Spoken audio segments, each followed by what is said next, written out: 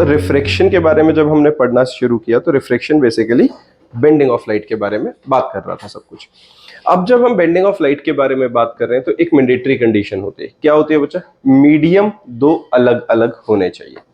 जब मैं इस ग्लास को उठा के रिफ्रैक्शन बता रहा हूं, क्यों बता रहा हूं? क्योंकि अगर यहां पर मैं लाइट की एक रे भेजता हूं या लाइट भेजता हूं तो light air to air travel करते हुए किसी तरीके से भी रिफ्रैक्ट नहीं होगी क्योंकि वो सेम मीडियम में है।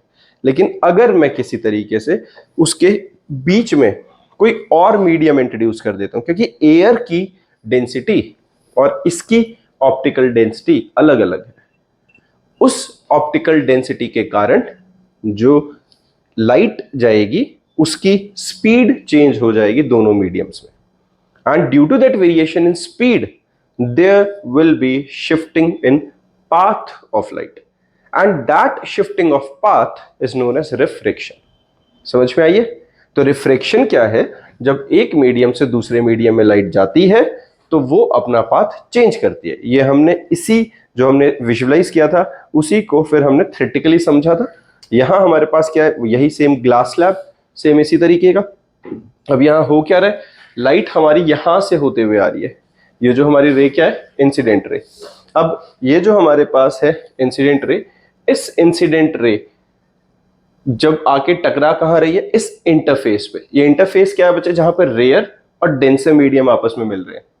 तो यहां पर ये एक इमेजिनरी लाइन होती है जो क्या होती है? रेफरेंस लाइन, परपेंडिकुलर, जिसको कहते हैं नॉर्मल। ठीक है? तो ये जो नॉर्मल है इसके साथ जो ये एंगल बनता है इसको हम क्या कहते हैं? Angle of incidence. अब जब लाइट जाएगी रेयर टू डेंसर तो वो कहां बेंड कर जाएगी? अगर ये मीडियम सेम होते तो ये लाइट सीधी सीधी निकल जानी चाहिए थी, but when light goes from rare to denser it bend towards the normal. अब टुवर्ड्स द नॉर्मल मतलब यहां जाने की वजह से लाइट इधर आ रही है। यहां आई तो फिर एक इंटरफेस आ गया जहां पे डेंसर और रेयर मिल रहे हैं। अब लेकिन लाइट कहां से कहां जा रही है? डेंसर से रेयर में निकलेगी। And when light goes from denser to rare it bend away from the normal, और ये इमर्जेंट रे यहां निकल गई है। ये और ये दोनों एंगल सेम रहेंगे, ऑल्टरनेट इंटीरियर एंगल्स हैं। ऊपर वाला एंगल ऑफ इंसिडेंस, नीचे वाला एंगल ऑफ इमर्जेंट, और बीच वाले एंगल ऑफ रिफ्रैक्शंस। क्लियर है?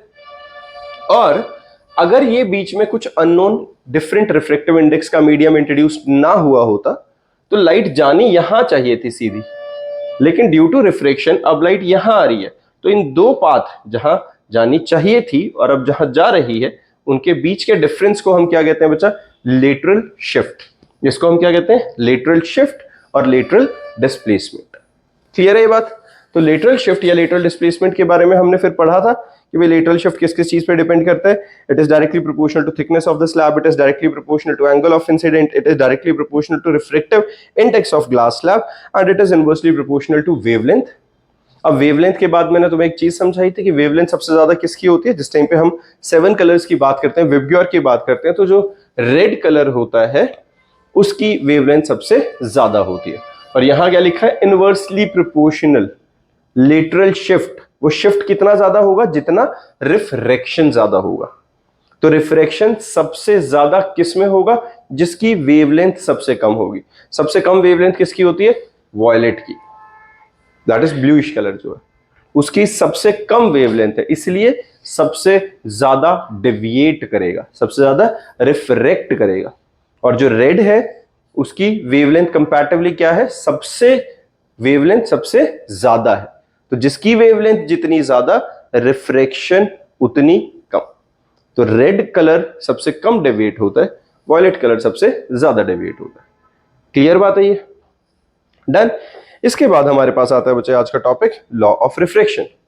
अब लॉ ऑफ रिफ्रैक्शन के अकॉर्डिंगली क्या होता है? फ्रॉम फर्स्ट, पहली बात तो अगर फर्स्ट लॉ के बारे में हम बात कर रहे हैं तो the incident ray, refracted ray and normal at the point of incidence interface of two mediums all lie in the same plane.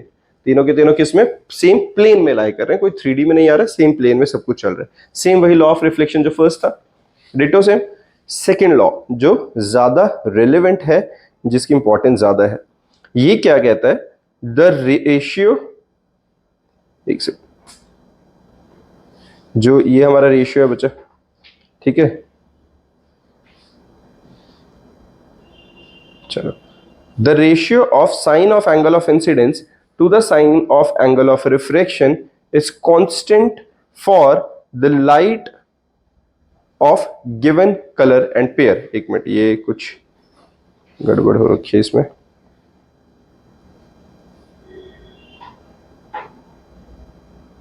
ठीक है, एक मिनट में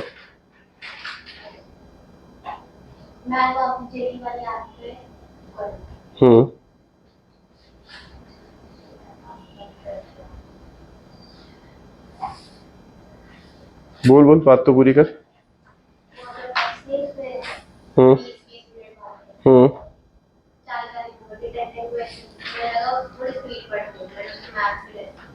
हम्म ठीक जा रहे थे।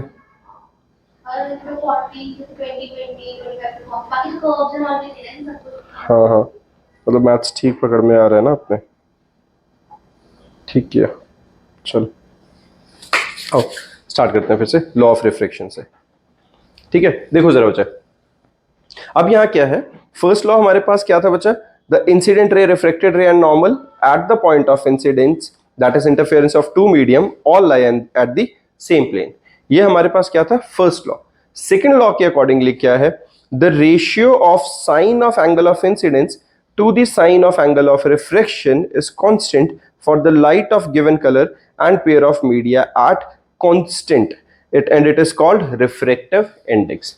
अब साइन का मतलब क्या है, यहाँ पे साइन अपने को पता है क्या होता है, एक ट्रिग्नोमेट्रिक रेशियो है ना, sine theta, cos theta, tan theta, cosecant theta, cotangent theta, ये सब इन्हीं में से एक होता है साइन थीटा। साइन बेसिकली क्या होता है, it is the ratio of perpendicular and hypotenuse, और एक सर्टेन एंगल के लिए साइन थीटा की एक सर्टेन वैल्यू होती है। जैसे साइन 30 की वैल्यू क्या होती है, 1/2 है ना, साइन 45 की क्या होती है, 1/√2, साइन 60 की √3/2।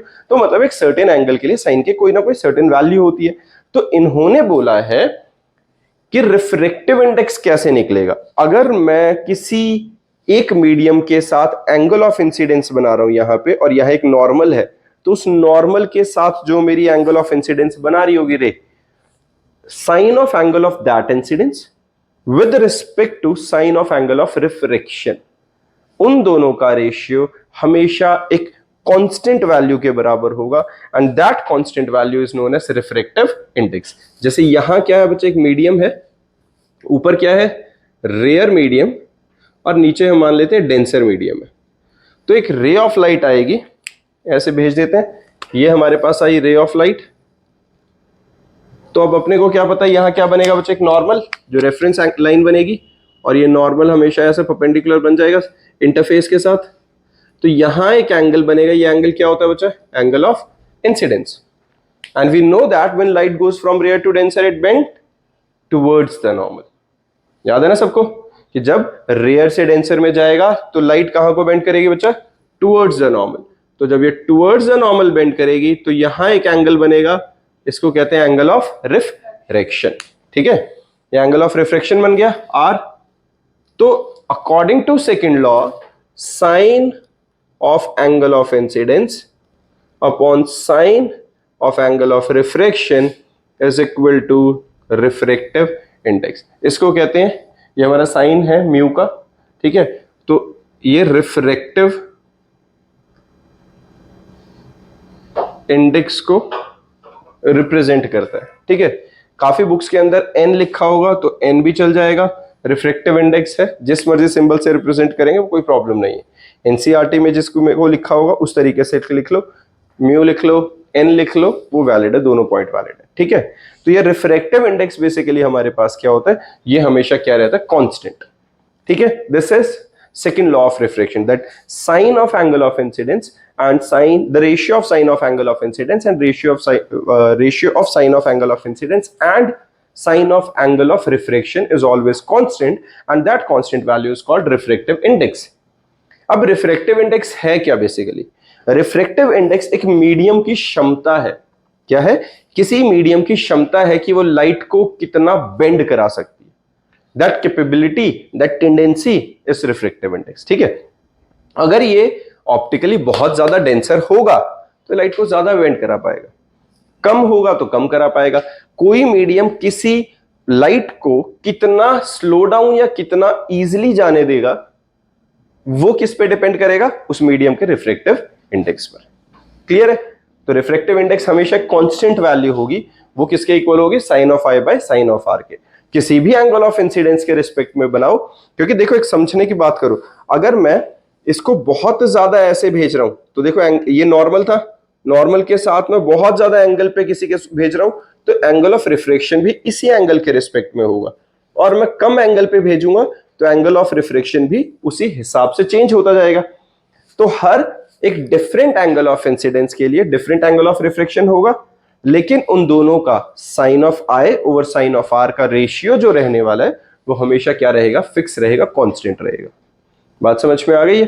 तो हर एक एंगल ऑफ इंसिडेंस के लिए एक रिस्पेक्टिव एंगल ऑफ रिफ्रैक्शन होगा, and sine of I over sine of R हमेशा कांस्टेंट वैल्यू देगा, which is equal to refractive index.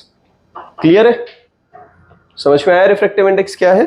तो अब रिफ्रैक्टिव इंडेक्स के अंदर एक टर्म आती है बच्चा, absolute refractive index. What do you mean by absolute refractive index? ये हमारे पास होता है जिस टाइम पे the ratio of speed of light in vacuum और air to the speed of light in medium is called absolute refractive index. जिस time पे हम रिफ्रैक्टिव इंडेक्स कैसे कंपेयर कर रहे हैं? स्पीड ऑफ लाइट के साथ। वो सीधा है, sine I by sine R में भी हम स्पीड ऑफ लाइट के साथ कंपेयर करते होते हैं, लेकिन एब्सोल्यूट वर्ड कब आता है? जब मैं किसी चीज के रिफ्रैक्टिव इंडेक्स को किसी मीडियम के अंदर लाइट को एयर के साथ कंपेयर करता हूं या वैक्यूम के साथ कंपेयर करता हूं। ठीक है? When the refractive index is compared with respect to air और वैक्यूम। तो हमारे पास रिफ्रैक्टिव इंडेक्स का एक तो फॉर्मूला क्या था? Sine I by sine R, और एक दूसरा फॉर्मूला क्या होता है? Speed of light in air upon speed of light in medium. ये है रिफ्रैक्टिव इंडेक्स ऑफ मीडियम। ये ध्यान रखना, रिफ्रैक्टिव इंडेक्स ऑफ मीडियम का क्या फॉर्मूला है? Speed of light in air, जिसको हम किससे रिप्रेजेंट करते हैं? सी से, और upon speed of light in medium, जिसको हम रिप्रेजेंट करते हैं वी से। क्लियर है? ये लिख लो, रिफ्रैक्टिव इंडेक्स का फॉर्मूला हमारे पास क्या है? It is equal to C by V, where C is speed of light in air, V is speed of light in that certain medium. हाँ जी, कौन सा ये? हाँ वो सेम है, दोनों है। Sine I by sine r, देखो refractive index is equal to sine I by sine r, ये भी है और ये भी है, ये दोनों फॉर्मूलाज हैं। तो ये रिफ्रैक्टिव इंडेक्स के ही फॉर्मूलाज हैं। Refractive index can be written as it is the ratio of sine I by sine R, it can be represented by C by V. Clear है? तो दोनों फॉर्मूला सेम ही है, कोई फर्क नहीं है। डन है बच्चा? एब्सोल्यूट रिफ्रैक्टिव इंडेक्स का लॉजिक समझ में आ गया। एब्सोल्यूट वर्ड किस लिए यूज किया? जब हम एयर और मीडियम के रिस्पेक्ट में निकाल रहे हैं। अब अगर मैं दोयों का निकालूं, दो मीडियम कैसे? मान लो मेरे पास ये क्या ग्लास, और मैं इसको पानी में डाल देता हूं, मैं इस ग्लास को पानी में डाल देता हूं, तो अब एयर नहीं है, इसके आसपास वाला मीडियम कौन सा है? पानी। पानी और ग्लास, इन दोनों के रिफ्रैक्टिव इंडेक्स कंपेयर होंगे। समझ रहे हो? अब लाइट कहां से कहां जाएगी? पानी से ग्लास या ग्लास से पानी, एयर नहीं है वहां पे। तो ऐसे टाइम पे अगर मुझे रिफ्रैक्टिव इंडेक्स निकालना है तो अब रिफ्रैक्शन थोड़ी अलग ढंग से होगी, और उसकी प्रॉपर्टी देखो। रिलेटिव रिफ्रैक्टिव इंडेक्स बेसिकली है क्या? सीधी सीधी बात करें, relative refractive index of the medium is defined as the ratio of refractive index of medium 2 to the medium 1, to the refractive index of medium 1। तो रिफ्रैक्टिव इंडेक्स में relative का word का मतलब समझते हो ना, जब किसी के रिस्पेक्ट में है यहां पे। अब एक मीडियम का refractive index with respect to दूसरे वाले का, तो that is respective refractive index या रिलेटिव रिफ्रैक्टिव इंडेक्स। रिलेटिव में क्या हुआ? The relative refractive index is defined as the ratio of refractive index of medium 2 to the refractive index of medium 1। हुआ कैसे? अब देखो मेरे को क्या निकालना बचा? n21। n21 का मतलब क्या है यहां पे? n21 का मैं निकालना चाहता हूं refractive index of 2 with respect to refractive index of 1। समझ रहे हो? n21 का मतलब यहां मैं क्या निकाल रहा हूं? Refractive index of 2 with respect to 1। यही बोला, relative refractive index is defined as the ratio of refractive index of medium 2 with respect to 1। तो मैंने क्या किया? जिसके रिस्पेक्ट में निकाल रहा हूं वो नीचे आ गया रिफ्रैक्टिव इंडेक्स, और जिसका निकाल रहा हूं वो ऊपर आ गया। समझ में आई ये बात? पक्का? नहीं। देखो फिर से सुनो बच्चा, मैं कर क्या रहा हूं यहां पे, मेरे को निकालना है रिफ्रैक्टिव इंडेक्स N21। N21 का मतलब क्या हुआ, refractive index of medium 2 with respect to refractive index of medium 1। इसका मीनिंग ये है, जब हम N21 लिखते हैं इसका मतलब क्या है, we have to find out the refractive index of medium 1, ठीक है, refractive index of medium 2 with respect to refractive index of medium 1। अब सेकंड का रिफ्रैक्टिव इंडेक्स कैसे निकलेगा, speed of light in air upon speed of light in medium divided by speed of light in air upon speed of light in medium 1, यही रहेगा। सी cancel out हो गए क्योंकि speed of light दोनों में same है, v1 बाय v2 हमारे पास result आ गया। क्लियर है? तो refractive index of medium 2 with respect to 1 को हम क्या लिख सकते हैं, it is the ratio of speed of light in medium 1 with respect to speed of light in medium 2। Clear है? ये फॉर्मूला साथ के साथ लिखते चलेंगे। अब जो मैंने नीचे लिखा हुआ है इस फॉर्मेट में भी लिख सकते हैं, मीडियम 1 और मीडियम 2, तो ये हम क्या लिख रहे हैं, 1 एंड 2 का मतलब refractive index of medium 2 with respect to medium 1, same जो N21 लिखा था। तो काफी, मैं ये अलग अलग ढंग से क्यों लिख के दिखा रहा हूं ऐसे, क्योंकि ना बुक्स के अंदर अलग अलग तरीके से रिप्रेजेंट किया होता है, किसी हेल्प बुक में ऐसा लिखा मिलेगा, किसी हेल्प बुक में ऐसा लिखा मिलेगा, लेकिन दोनों का मतलब सेम है। दोनों केसेस में क्या है, refractive index of medium 2 with respect to 1, refractive index of medium 2 with respect to medium 1। Clear है बच्चा? समझ में आ रहा है सबको? तो इस तरीके से ये जो फॉर्मूला आएगा वो बिल्कुल सेम रहने वाला है, and it is equal to speed of light in medium 1 upon speed of light in medium 2, that is v1 by v2। हाँ जी, क्लियर है बच्चा ये वाली बात? ठीक है।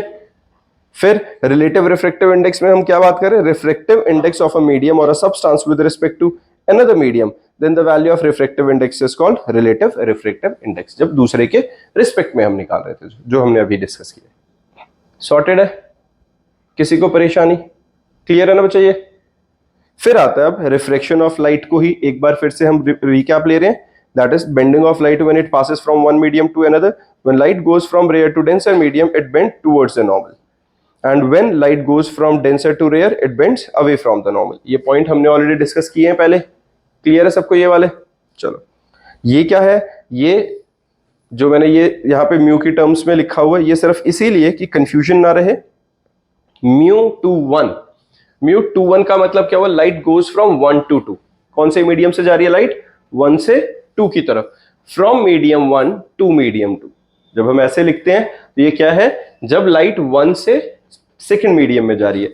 कैसे मैं बात कर रहा हूं, मान लो हमारे पास यहां एक मैंने ऐसे करके एक ऑब्जेक्ट रख दिया, अब मुझे नहीं पता ये ग्लास है या जो भी है, और ऊपर क्या है, एक अलग मीडियम है,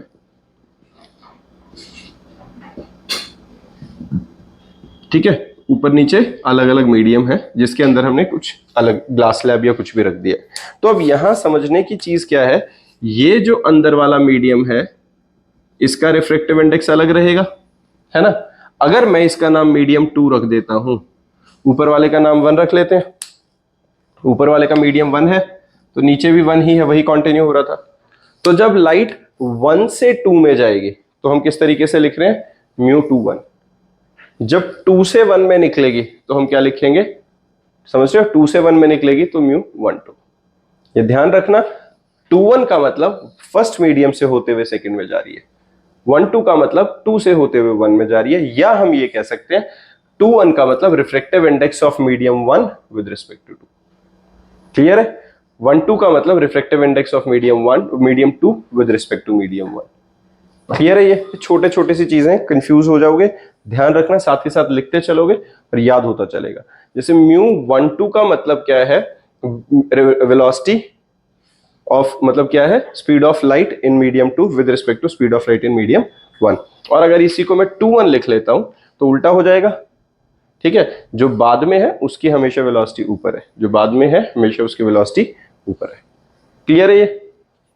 ठीक बात है, याद रहेगा, ठीक है, याद रख लेना। ये वाला बहुत ज्यादा कुछ कॉम्प्लिकेटेड नहीं है, लेकिन मैं हर तरीके से मैंने लिख के क्यों रखा हुआ, क्योंकि डिफरेंट हेल्प बुक्स में डिफरेंट तरीके से रिप्रेजेंट किया जाता है, तो वो बाद में कंफ्यूजन ना हो, इसलिए मैंने नोट्स के अंदर ये पहले ही मेंशन कर दिया है। 1μ2 का मतलब refractive index of medium 2 with respect to 1, μ21 का मतलब refractive index of medium 1 with respect to 2।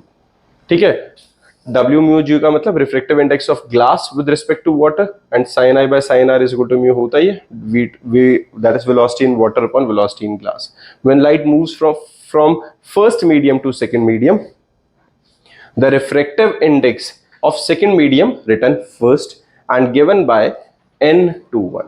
ठीक है, क्या है? When light moves from first medium to second. जो मैं बार बार यही बोल रहा हूं कि हमने यहाँ एरो करके, मैंने जो पिछले उसमें लिखा हुआ था ना, ऐसे एरो करके क्यों, क्या रिप्रेजेंट किया हुआ था, यही बता रहा था मैं कि हमारे पास लाइट कहां से कहां जा रही है, फर्स्ट मीडियम से होते हुए सेकंड मीडियम में, तो उसको हम n21 करके रिप्रेजेंट करते हैं. क्लियर है? तो नोट्स के अंदर मैंने बार बार एक ही चीज लिखी हुई है. रीजन सिर्फ यही है कि किसी भी हेल्प बुक, किसी भी क्वेश्चन पेपर में किसी भी तरीके से दिया जाता है तो तुम्हारा कंसेप्ट बहुत क्लियर होना चाहिए, हर तरीके से पता होना चाहिए. क्लियर है ये बात? अब आता है when light enters from air to glass. इससे पहले refractive index of a glass with respect to water. देखो, refractive index of glass with respect to water, जैसे मैं एग्जांपल ले रहा था कि अगर मैं इसको क्या कर देता हूं, इसको पानी में रख देता हूं, ग्लास और वाटर को, तो दो मीडियम है, तो refractive index of glass with respect to water NGW. क्या लिखा है? Glass with respect to water, glass with respect to water. तो जिसके रिस्पेक्ट में है वो ऊपर आ गया, और जिसका निकालना है उसकी वेलोसिटी नीचे, Ng by NW, refractive index of glass with respect to water. Done है? अगर मैं उल्टा निकालता refractive index of water with respect to glass, तो क्या हो जाता? रेसिप्रोकल हो जाएगा. ग्लास का वाटर के रिस्पेक्ट में, ये वाटर का ग्लास के रिस्पेक्ट में, एक दूसरे के रेसिप्रोकल हो जाएंगे. N12 is reciprocal of N21. Clear है? क्या रहेगा? N12 is reciprocal of N21. Clear है ये वाली बात बच्चा? ठीक है. अब यहाँ क्वेश्चन है छोटा सा, देखो. When light enters from air into glass plate having refractive index 1.5, what is the speed of light in glass? क्या है क्वेश्चन? ध्यान दो इस पे. ये क्वेश्चन है, when light enters from air into glass plate having refractive index 1.50, what is the speed of light in glass? तो refractive index का फॉर्मूला क्या था? रिफ्रैक्टिव इंडेक्स का फॉर्मूला क्या था? Speed of light in air upon speed of light in medium. था कि नहीं? C/V अभी लिखा था तुमने. तो यहां बोला गया लाइट एंटर कर रही है एयर से ग्लास में, जिसका रिफ्रैक्टिव इंडेक्स 1.5 गिवन है, और speed of light in air given है 3 × 10⁸. क्वेश्चन करो साथ में. क्या क्या गिवन है बच्चा? रिफ्रैक्टिव इंडेक्स की value 1.5, speed of light 3 × 10⁸ metre पर सेकेंड. निकालना क्या है मुझे? V. रिफ्रैक्टिव इंडेक्स का फॉर्मूला क्या होता है? C/V. तीन चीजें हैं, कोई दो गिवन है, तीसरी निकल सकती है आराम से. कर लो सॉल्व. सिर्फ क्रॉस मल्टीप्लाई रीअरेंजमेंट ही तो है. ठीक है, डन. निकल जाएगा सीधा सीधा. वैल्यू सब्स्टिट्यूट करी और हमारे पास 2 × 10⁸ मीटर पर सेकेंड आ गया. दैट मीन्स ग्लास के अंदर क्या रहेगी? स्लो डाउन होके जाएगी.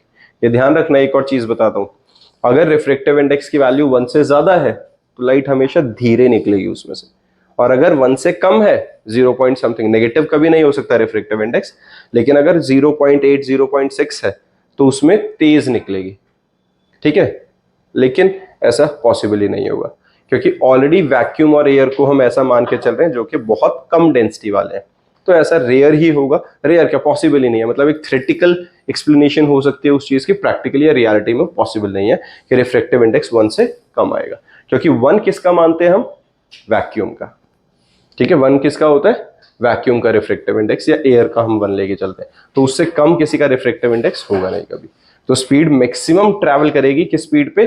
3 × 10⁸ मीटर पर सेकेंड. अगर हम वैक्यूम से भी कम डेंसर कुछ क्रिएट कर सके, जो कि इम्प्रैक्टिकल है, तो स्पीड ऑफ लाइट बढ़ा देंगे उसमें. समझ में आइए? तो ये ध्यान रखना, स्पीड ऑफ लाइट हमेशा ज्यादा डेंसर मीडियम में स्लो डाउन होती रहेगी. जितना रिफ्रैक्टिव इंडेक्स बढ़ता जाएगा, स्पीड ऑफ लाइट उतनी घटती जाएगी. डन है? चलो, फिर है ये रिफ्रैक्टिव इंडेक्स के अपना कुछ अगला क्वेश्चन, इसको ट्राई करो एक बारी.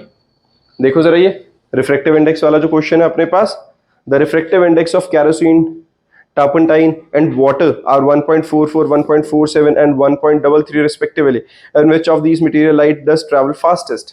अभी हमने डिस्कस किया, बताओ जरा. अभी मैंने यही बात बोली है.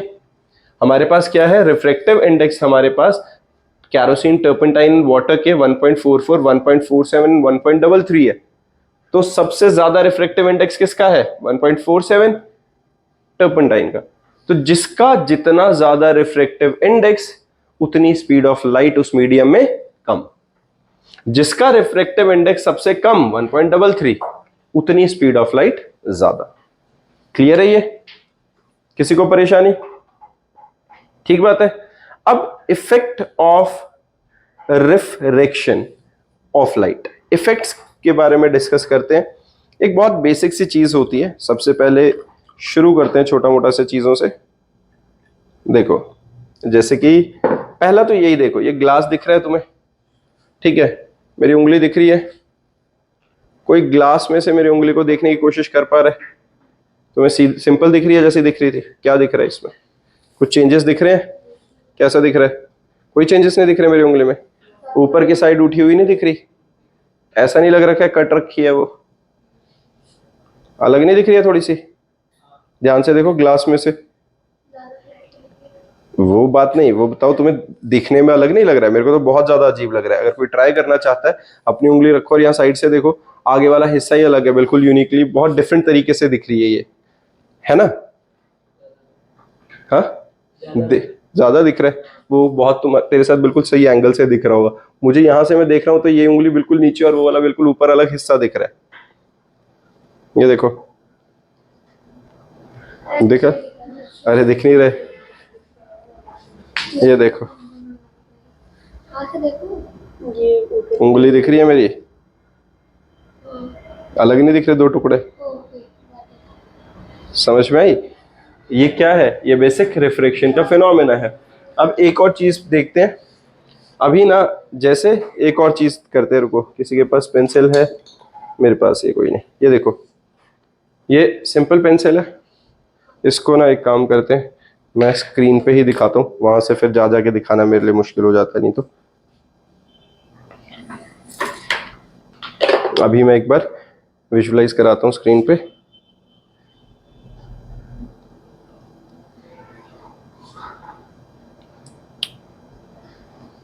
ये देखो, ये हमारे पास क्या है बच्चे? नॉर्मल ग्लास ऑफ वाटर, ठीक है। अब इसके अंदर इसको देखना,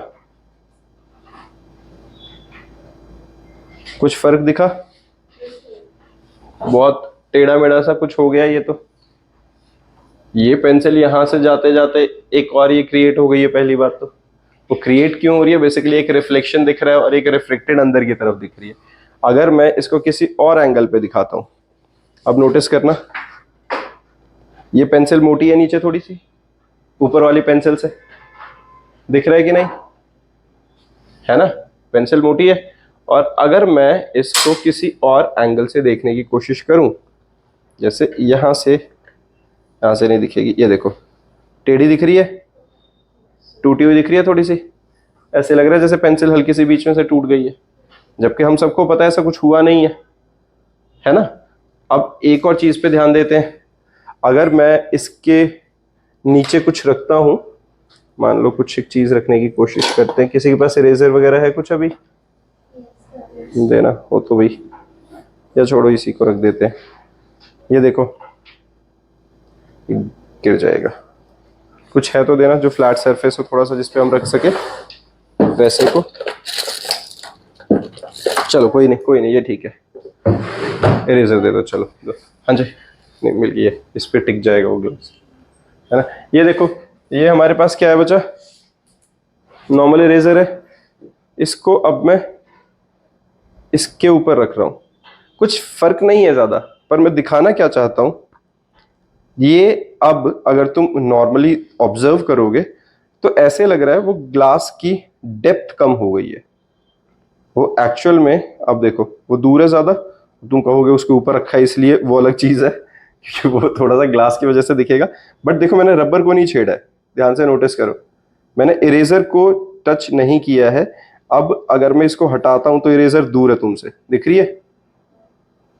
इरेजर कंपैरेटिवली दूर है, लेकिन जैसे ही मैं इसको इंट्रोड्यूस करता हूं तो वो उतनी दूर नहीं दिख रही है ना? मैग्निफाइड कहो या ये कहो कि उसकी जो डेप्थ है अब वो उतनी डेप्थ नहीं है, एपरेंट डेप्थ आ गई है।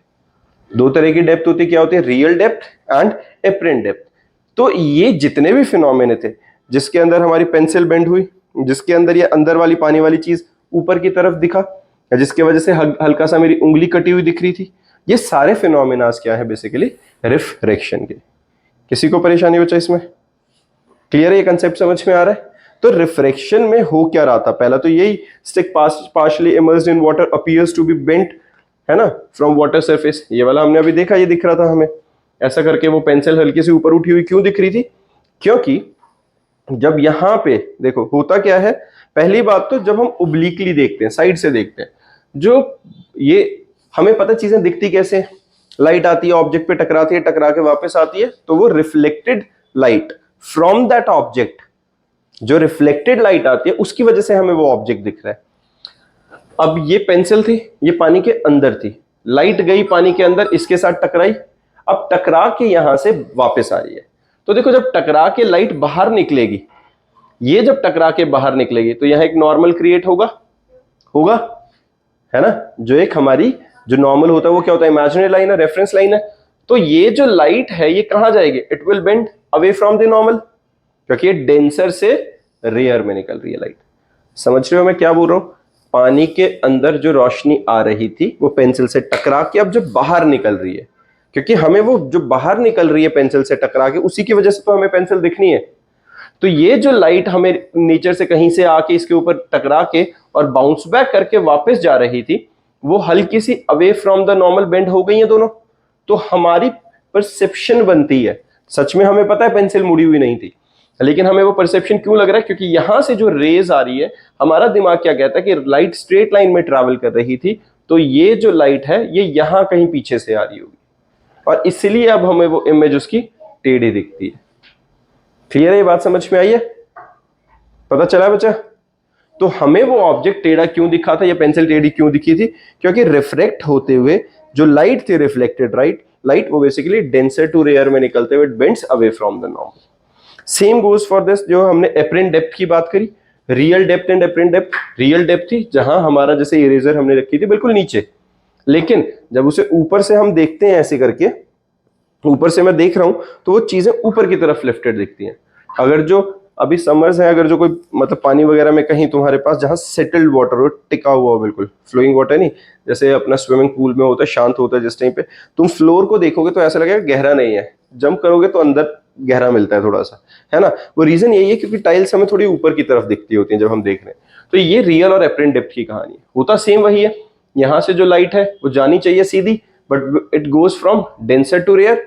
रिफ्लेक्टेड लाइट, यहां से रिफ्लेक्टेड लाइट गेट रिफ्रैक्टेड, जो यहां से रिफ्लेक्ट होके बाउंस बैक होके लाइट बाहर निकल रही थी, वो मीडियम चेंज होने की वजह से अपना पाथ चेंज करती है और हमें एपरेंट डेप्थ दिखती है ऑब्जेक्ट की। होता यहां है, दिखता यहां। This is refraction, apparent depth of an object in water. An object placed under water appears to be raised. और रिफ्रैक्टिव इंडेक्स किसके इक्वल होता है, real depth by apparent depth. जितना ज्यादा रिफ्रैक्टिव इंडेक्स होगा किसी मीडियम का, उतना रियल डेप्थ और एपरेंट डेप्थ का रेशियो बढ़ता जाएगा। क्लियर है ये बात? डन। फिर the bottom of the tank filled with the water appears to be raised, वो सारी यही फिनोमेना है। A lemon kept in the bowl viewed from the side it appears larger than the actual size. वो obvious सी बात है, जैसे अगर मैं इस इरेजर को इसके अंदर डाल देता हूं तो ये क्या होगा, थोड़ा बड़ा साइज का दिखेगा। ठीक है, देखना है तो डाल के देख लेना घर पे, डाल दो। लो चलो भाई, लो डाल देते।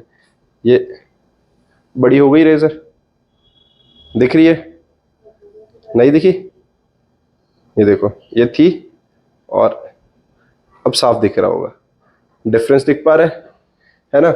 अब ये तो बहुत ज्यादा ही ड्रास्टिक सा डिफरेंस आ गया है ना, नीचे वाला हिस्सा और ऊपर वाला जो हिस्सा है वो बहुत बड़े छोटे साइज के। तो वो अंदर वाला हिस्सा क्यों बड़ा दिख रहा है, क्योंकि वो पानी के अंदर था। तो वो जो साइज में डिफरेंस है वो सब किस वजह से, रिफ्रैक्शन की वजह से।